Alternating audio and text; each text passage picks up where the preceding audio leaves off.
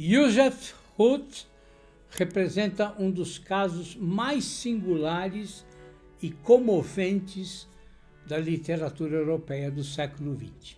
Nascido em 1894 em Brod, na Galícia Oriental, que naquela época fazia parte do Império Austro-Húngaro, e falecido em Paris em 1939, Ruth inscreveu-se na tradição da literatura de exílio e da nostalgia, refletindo em sua obra a dilaceração cultural e histórica de um mundo em colapso.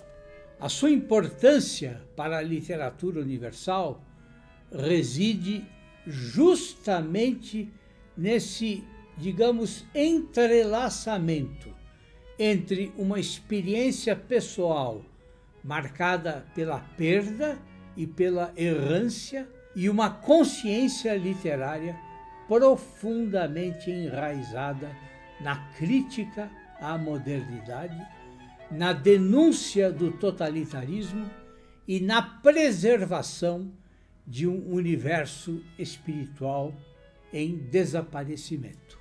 Ruth viveu e escreveu num tempo de ruínas.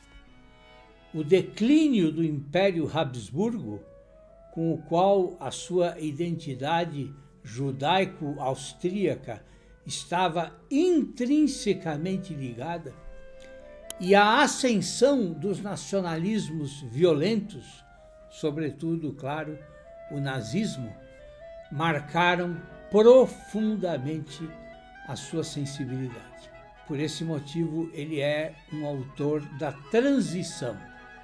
Não apenas transição histórica e política, mas também ontológica.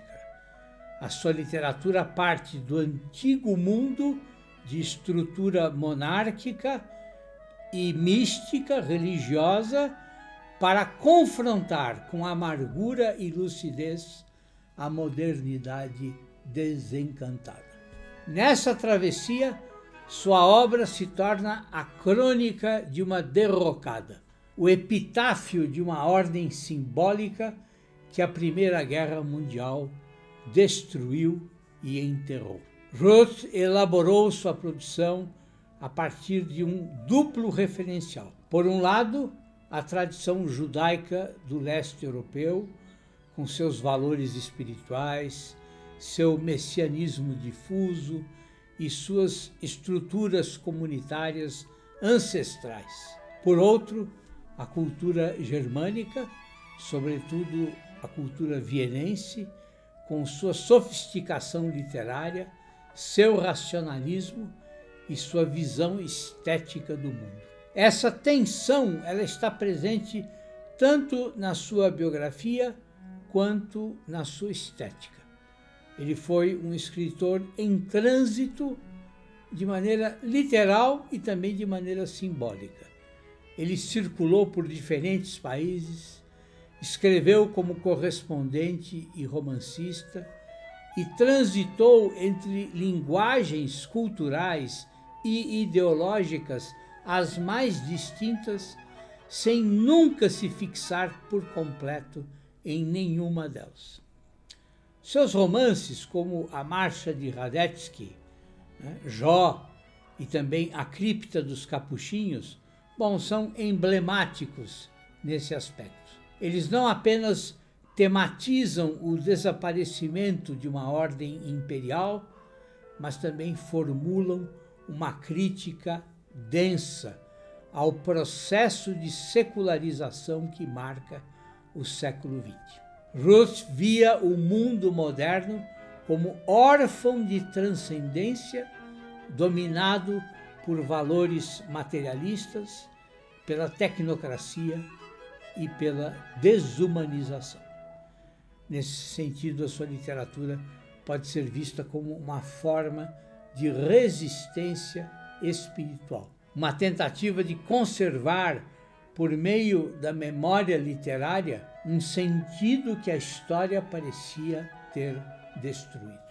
Bom, mas outro elemento central na obra dele é o exílio. O escritor viveu parte importante da sua vida fora da Áustria e da Alemanha, especialmente na cidade de Paris. E essa experiência do desenraizamento, do desterro, né, ela impregna os seus textos com uma melancolia singular. Mas essa melancolia, ela não é paralisante. Não, ela é o motor de uma reflexão aguda sobre o tempo, a identidade e a condição humana. O escritor, ele não romantiza o passado, mas tampouco se deixa fascinar pelas promessas de um futuro desprovido de quaisquer raízes. Não, a crítica de Ruth é ambivalente, é feita a partir de um lugar de deslocamento, um não lugar, digamos, que lhe permite enxergar com nitidez os impasses da modernidade. A obra de Yosef Ruth não pode ser lida apenas como a crônica de um tempo ou como a elegia a um império. Não, ela é, sobretudo, uma reflexão profunda sobre o ser humano vivendo uma situação limite. Ao representar personagens dilacerados entre lealdades conflitantes, entre o dever e a crença, entre o exílio e a pátria perdida, Yosef Ruth articula uma literatura de fronteira, fronteira geográfica, espiritual e estética. É nesse espaço intermediário, fluido, ambíguo, que a sua escrita adquire densidade filosófica e valor universal. Ele não foi um pensador sistemático e também não foi um teórico da literatura. Não. O seu instrumento de crítica era a narrativa. Contudo, essa narrativa ela é atravessada por uma ética e por uma metafísica que lhe conferem um lugar singular na constelação da literatura moderna. Em um século marcado por rupturas, Yosef Ruth buscava restabelecer na ficção uma continuidade perdida. Não uma continuidade de fatos, não, mas uma continuidade simbólica. Por isso, seus romances e as suas crônicas, são permeados por um sentimento de culpa, como se o autor quisesse resgatar, por meio das palavras, as almas e os mundos destruídos pela barbárie.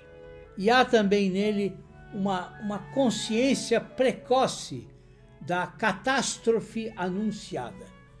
Porque assim, desde os anos 1920, ele já percebeu a natureza destrutiva do nazismo e imediatamente rompeu com os colegas que tentavam relativizar essa ameaça. A sua condição de judeu austro-húngaro o transformou num dos primeiros intelectuais a compreender que o antissemitismo não era apenas um sintoma, não, mas era o coração pulsante de um novo tipo de poder político detestável.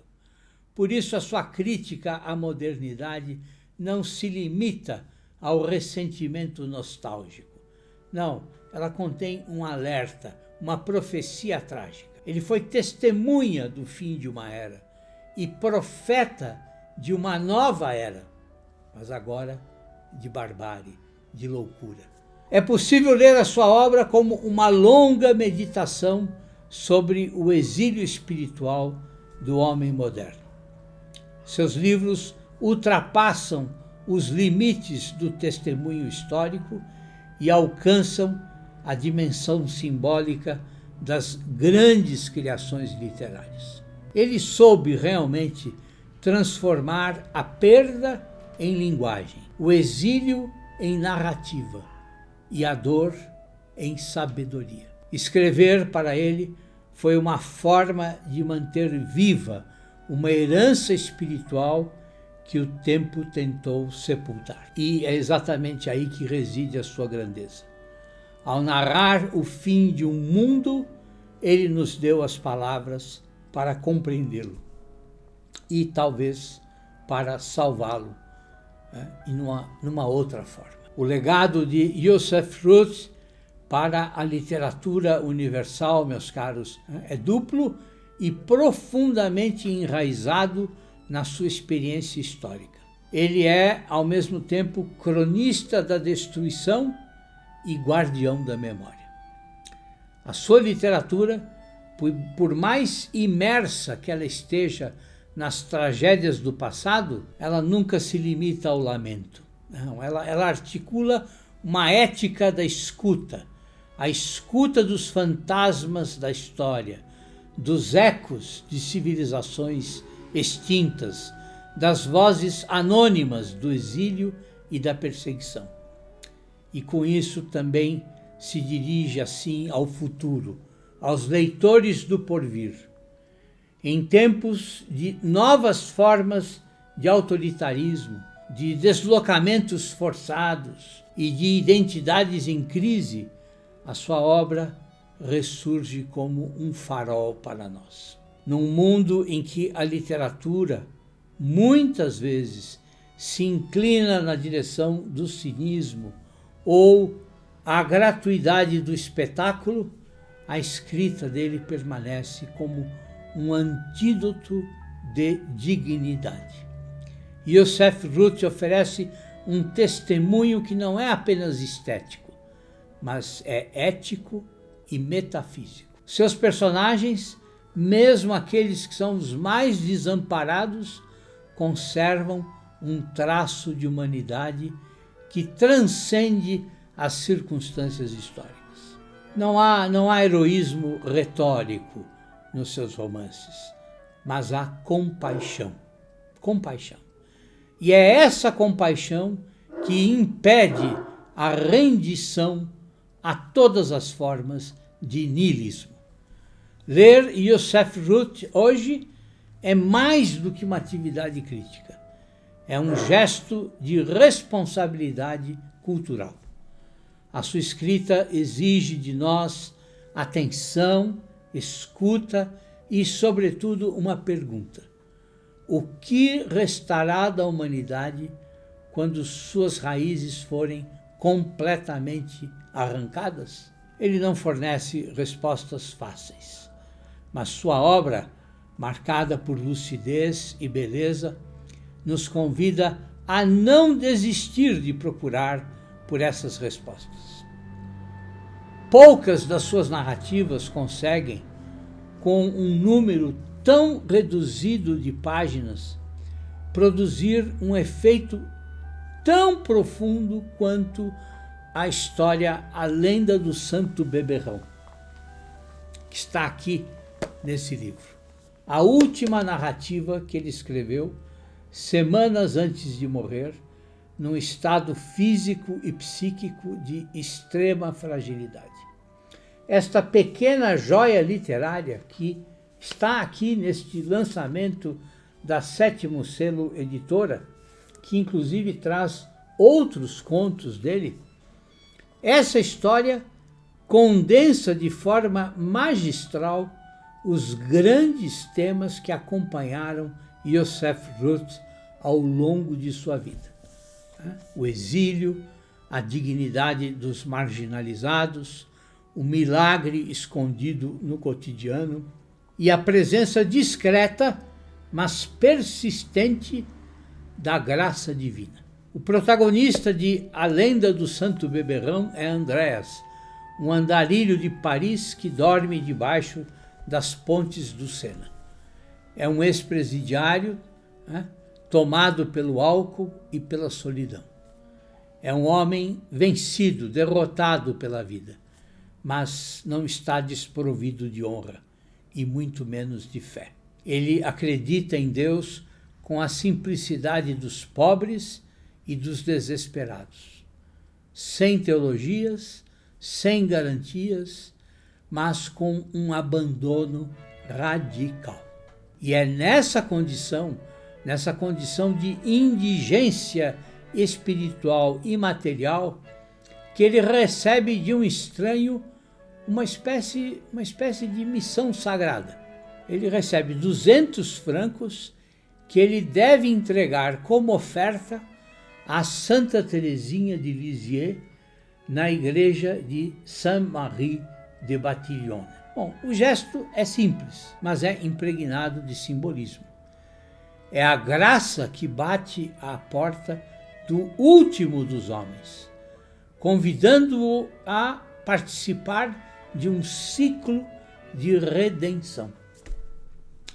Contudo, a jornada do protagonista vai ser feita por uma sucessão de recaídas, tropeços, repetições. A promessa ele faz com sinceridade, mas jamais a cumpre, ao menos não de imediato. E cada vez que ele tenta seguir o caminho do bem, algo de repente o desvia. É uma bebida que é oferecida, é uma mulher, uma outra extravagância. O dinheiro se dissipa, mas inexplicavelmente retorna. É como se a providência divina insistisse. Esse movimento de quedas e retomadas, sem castigo, sem punição, ele é o centro espiritual da narrativa. Yosef Ruth nos mostra com leveza que a graça não se detém diante da imperfeição humana. Ao contrário, é justamente ali que ela se manifesta com maior força. Cada retorno do dinheiro é, ao mesmo tempo, um novo começo e uma nova chance, sem que jamais se afirme um juízo moral rígido.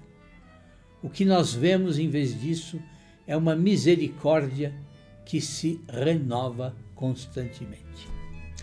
Uma das maiores surpresas quando nós lemos a lenda do Santo Beberrão é a sua linguagem absolutamente despojada. O escritor jamais foi um autor dado ao exibicionismo estilístico, né?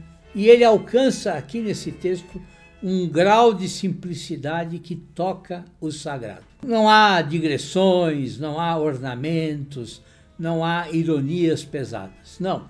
Cada frase é medida como se tivesse sido destilada da última reserva de lucidez de um homem que se encontra à beira do abismo. O texto não quer impressionar, mas quer tocar o leitor. E toca profundamente, porque a sua beleza está na economia, está na dignidade com que Yosef Ruth trata tanto o sofrimento quanto a esperança. Esse estilo limpo faz um contraste incrível com o conteúdo da narrativa, que é repleta de situações absurdas, de encontros improváveis e de coincidências improváveis demais para serem apenas acasos. E é justamente nesse contraste que se revela uma das maiores qualidades da história. A lenda do Santo Beberrão, ela é realista, mas ao mesmo tempo atravessada por milagres. É uma narrativa que suspende a descrença, não por meio da alegoria explícita, não, mas por uma espécie de aceitação do mistério. O protagonista, ainda que bêbado, ele percebe que algo extraordinário está acontecendo. E talvez por sua condição marginal e ferida, ele aceita isso com mais serenidade do que qualquer homem, digamos, respeitável aceitaria. O milagre não o espanta. Ao contrário, o milagre o integra à sua vida, assim como integra a miséria, o fracasso e a ternura dos pequenos gestos. Yosef Ruth escreve em certo momento que não há nada a que mais facilmente se acostume uma pessoa do que aos milagres. A frase resume o coração da narrativa. A graça é natural como o vinho. Só os olhos duros e satisfeitos não reconhecem a graça. Talvez o maior feito desta narrativa seja o seu modo de abordar a espiritualidade sem jamais ceder ao moralismo. Não há culpa sufocante, não há pregação, não há caricaturas de redenção. Não. Andréas é um pecador, sim, e continuará sendo, mas ele é, acima de tudo, um homem tocado pelo dom de tentar novamente. A sua fé não é teórica, mas é vivida.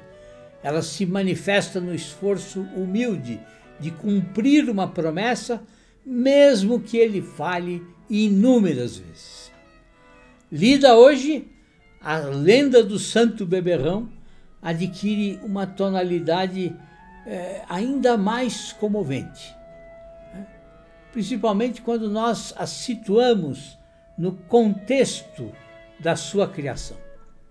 Trata-se literalmente das últimas palavras literárias desse escritor magnífico, Yosef Ruth. Não é um grito de revolta, não é uma meditação filosófica sombria, como tantas obras de autores em seus últimos momentos criativos.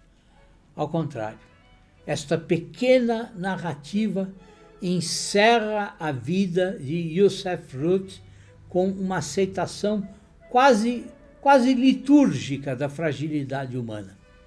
Não como fracasso, mas como terreno fértil para o mistério. E é isso que a torna silenciosamente uma espécie de testamento. Num tempo em que a literatura se vê tantas vezes mergulhada em cinismo, ou na defesa de ideologias absurdas, ou como mera autorreferência, a limpidez desta narrativa surge como uma revelação.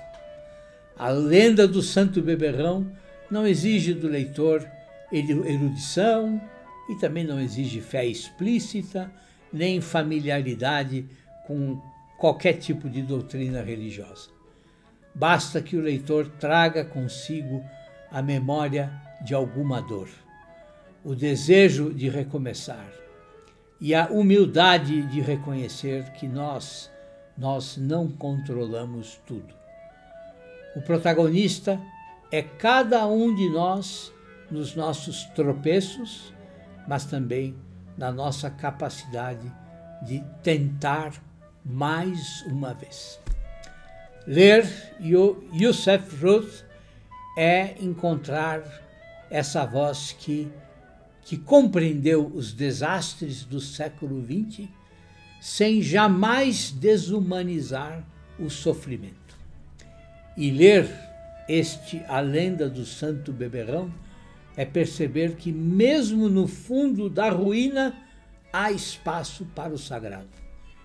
E que a literatura, quando verdadeira, ela pode ser a linguagem do milagre.